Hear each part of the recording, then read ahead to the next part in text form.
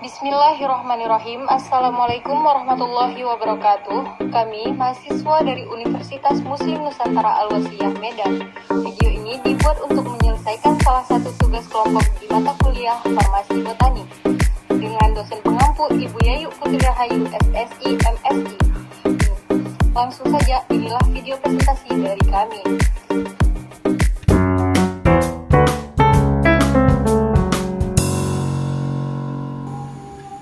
Baiklah, di sini saya Malahayati akan memandu video presentasi pada kesempatan kali ini.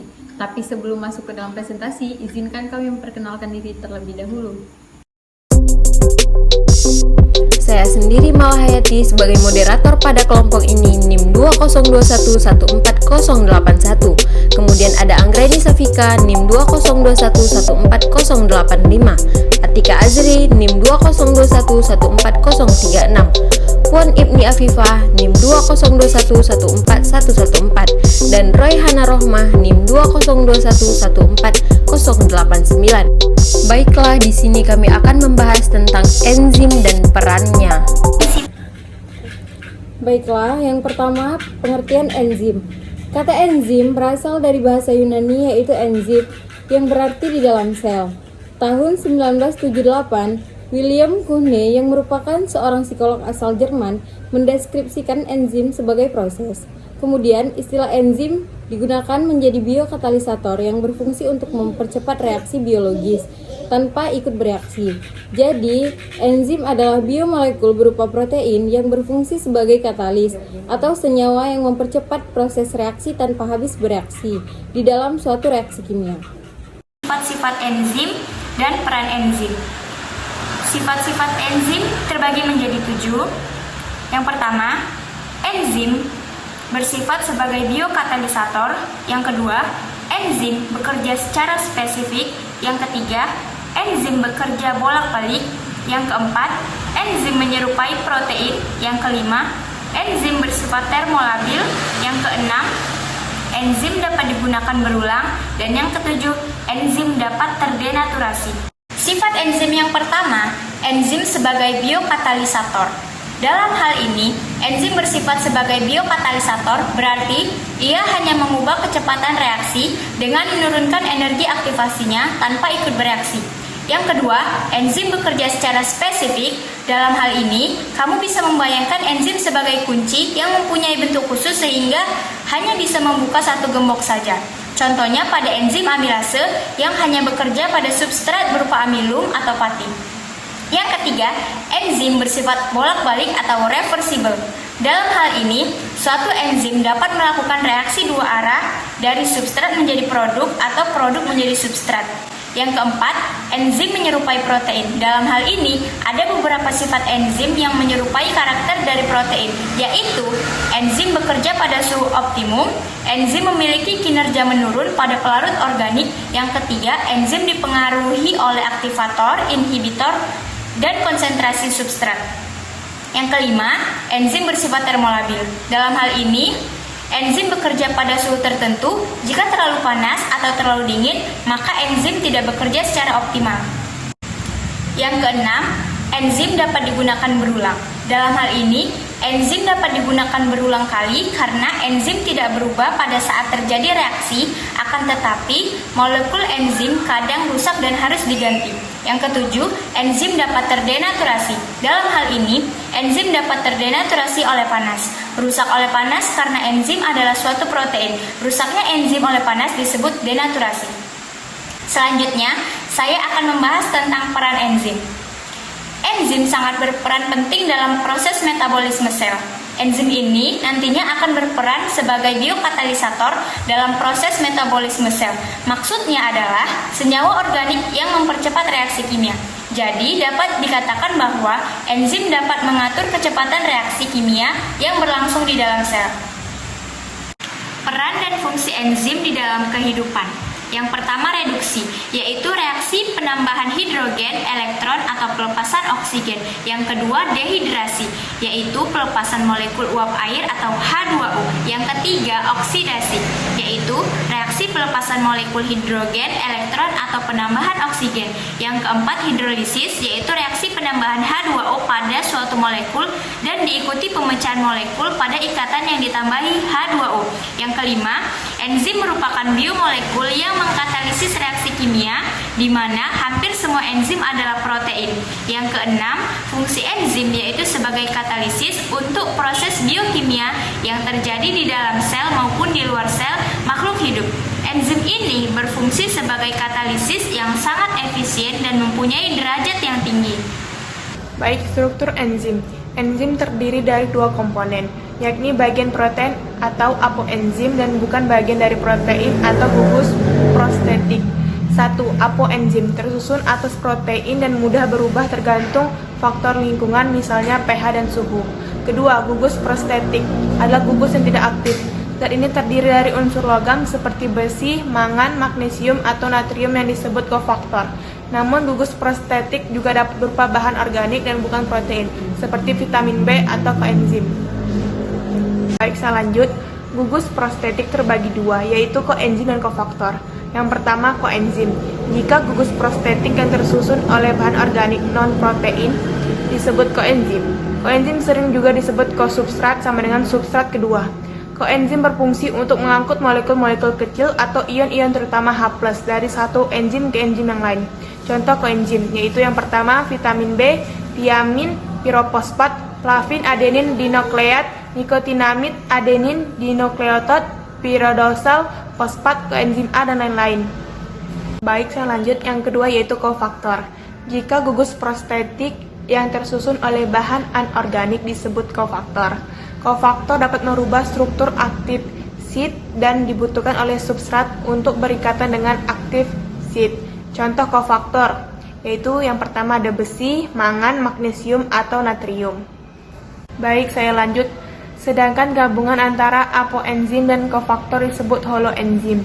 Holoenzim adalah enzim yang terdiri dari bagian protein yang disebut apoenzim yang dikombinasikan dengan molekul non-protein yang disebut kofaktor. Fungsi holoenzim adalah mengubah substrat menjadi produk, seperti halnya enzim, tetapi holoenzim membutuhkan kofaktor untuk hadir. Baik, masuk ke klasifikasi enzim. Yang pertama itu ada hidrolase. Hidrolase merupakan enzim-enzim yang menguraikan suatu zat dengan pertolongan air. Hidrolase dibagi atas kelompok kecil berdasarkan substratnya, yaitu yang pertama ada karbohidrase, yaitu enzim-enzim yang menguraikan golongan karbohidrat. Yang kedua ada esterase, yaitu enzim-enzim yang memecah golongan ester. Yang ketiga adalah proteinase atau protease, yaitu enzim-enzim yang menguraikan golongan protein. Baik, yang kedua ada oksidase dan reduktase, yaitu enzim yang menolong dalam proses oksidasi dan reduksi. Enzim oksidase dibagi lagi menjadi dua, yaitu ada dehidrogenase, yaitu enzim ini memegang peranan penting dalam mengubah zat-zat organik menjadi hasil-hasil oksidasi. Yang kedua ada katalase, enzim yang menguraikan hidrogen peroksida menjadi air dan oksigen. Baik, yang terakhir ialah desmolase, yaitu enzim-enzim yang memutuskan ikatan-ikatan C, C, CN, dan beberapa ikatan lainnya. Enzim desmolase dibagi lagi menjadi dua, yaitu karboksilase, yaitu enzim yang mengubah asam piruyat menjadi asetaldehida.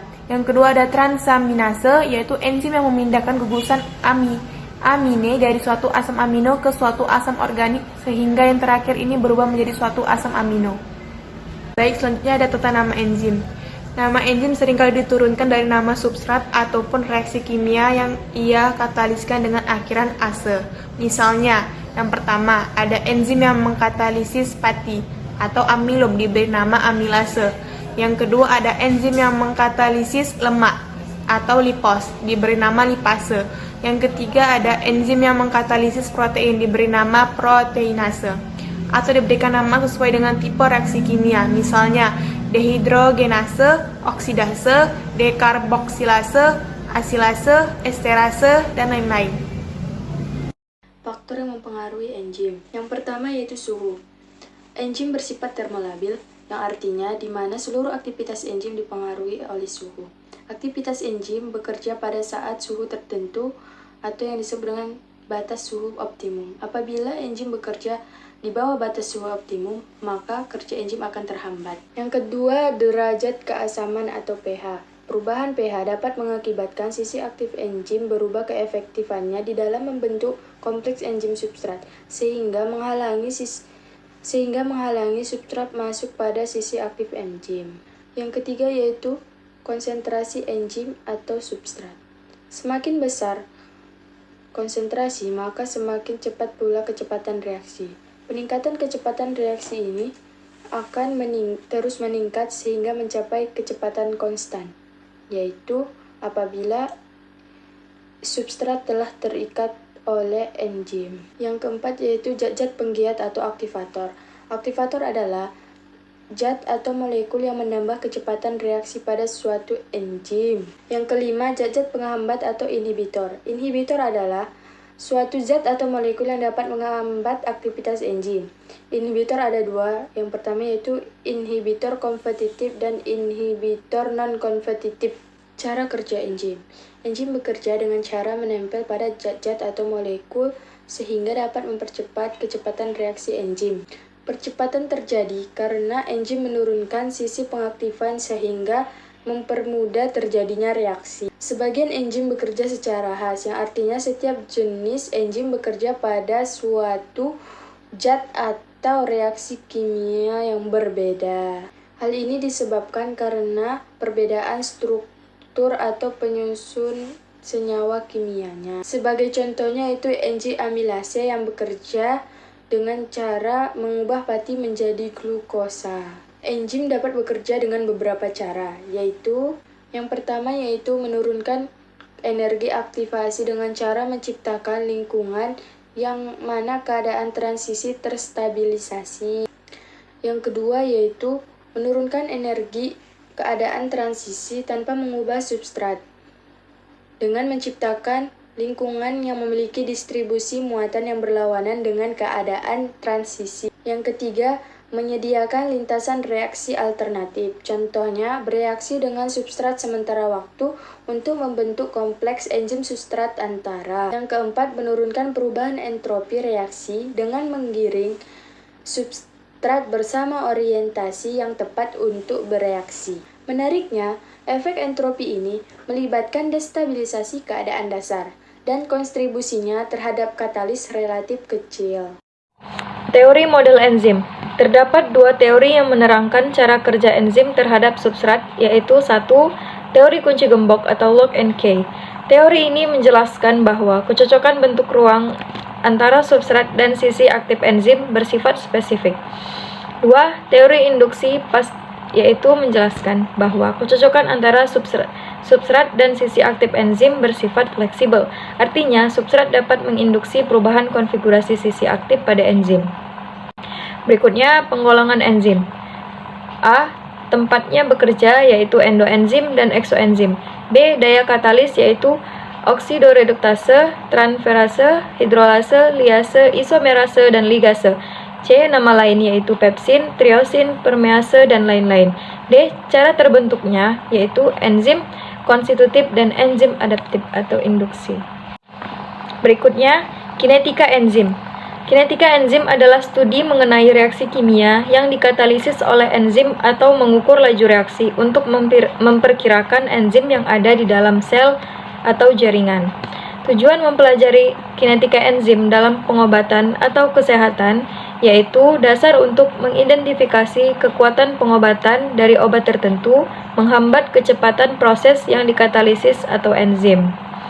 Aktivitas enzim yaitu kecepatan reaksi mengubah substrat menjadi produk, dipengaruhi oleh suhu, pH, konsentrasi enzim, dan konsentrasi substrat.